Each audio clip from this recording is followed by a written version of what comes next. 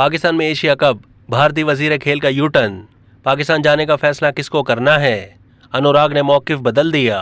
पाकिस्तान में होने वाले एशिया कप के लिए भारतीय टीम के पाकिस्तान आने के फैसले से मुताल्लिक भारतीय वजीर खेल अनुराग ठाकुर ने यू टर्न ले लिया। गुज़िश्ता बरस 2022 में भारत के वजीर बराए खेल अनुराग ठाकुर ने अपने बयान में कहा था कि एशिया कप के लिए पाकिस्तान जाने का फैसला वजारत दाखिला ने करना है, क्योंकि खिलाड़ियों की सिक्योरिटी बड़ी अहम है।